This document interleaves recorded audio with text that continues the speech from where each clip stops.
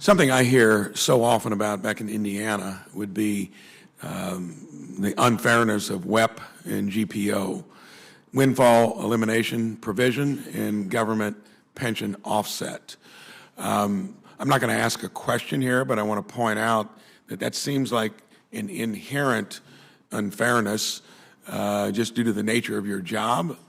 And I want to put it in the context that some things need to be fixed, but when you're doing it in the context of now nearly structuralized $2 trillion deficits annually, I think the only budget out there that's been really put there to the public would be Biden's, and I think it takes us from 32 trillion in debt currently up to 52 trillion roughly. Mr. Schwagel, is that correct generally in terms of blueprints for our country? Yeah, that would be right. So this is something we probably ought to fix. It's an inherent unfairness to a group of people that serve our country well, school teachers and police officers. But here we're in a mess where we built the system into such a terrible long-term business plan. Senator Johnson has had the most relevant question. You need to start asking, where is enough enough? I think we've grown over the last 2 years of enterprising with the Biden administration to where government in our country is way above the historical average of wherever it's been. I believe that we need it. We need to save Social Security and Medicare. This doesn't seem like a very practical discussion in terms of how do we do it when you're hemorrhaging that much year after year. So when it comes down to, I'm going to ask you, Mr. Schwagel, where do you see the total government expenditures being? We know where the Biden budget wants to take it. If that's what Bidenomics is about, that's a destiny towards a Chapter 11 for the government someday.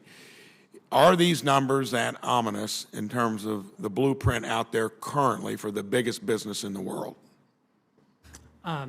We analyze the budget under current law, and the near-term challenge under current law is net interest payments, right? So which are rising sharply from less than $500 billion a year ago, and are set to triple over the next 10 years. So that's kind of the near-term challenge. And then the entitlements, we're talking about Social Security Day, Medicare is just after that. So once you get to the kind of 9-10-year horizon, the entitlements are really the driver of the fiscal challenge. They're the structural drivers. And then would you say Medicare is more significant in driving that, or Social Security?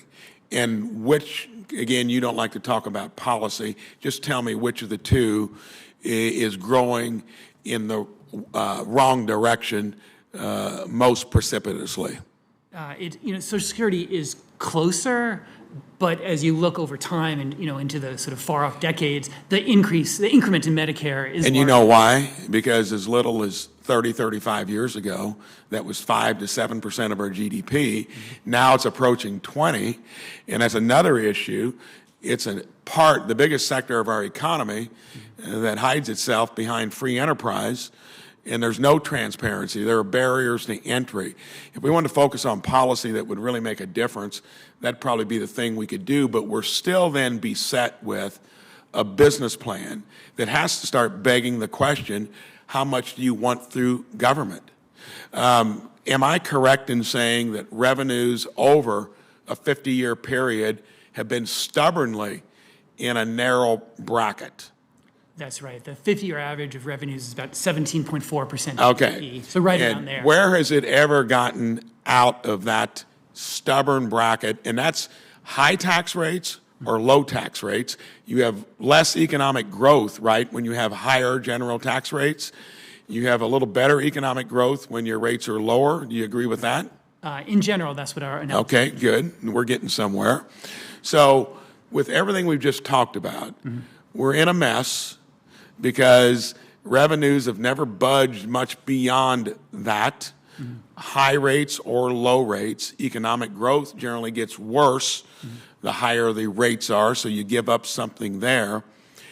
isn't this something that should be as simple as how do we take the money the taxpayers give us and just figure out how to spend less than we take in and acknowledge that the system has never given us more than about 18% of our GDP?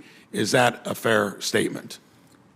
I mean, of course, CBO wouldn't recommend a policy. We would say. But just look at one or their the other. arithmetic. Yeah. Is that a fair statement? Arithmetically, it's a fair statement. It's one or the other. It's got to be revenue. Then I'll go back to what I think besets the whole system, because we all have priorities for within it.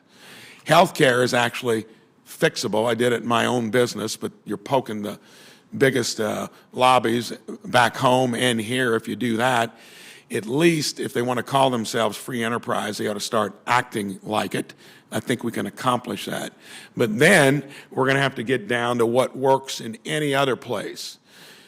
You don't have the benefit of the printing press in the basement or a credit card that gets renewed regardless of your bad behavior. You do go to Chapter 11, and you generally end up on the ash heap if you don't correct it in a year or two, meaning Chapter 7. We got to get some political will and backbone around this place. Our future generations, it's shameful that we keep projecting the Bidenomics, the Biden plan, to where we're $52 trillion in debt. Bad business plan, never going to end up well, and it has no relation to fixing programs we want to save. Thank you, Mr. Chairman.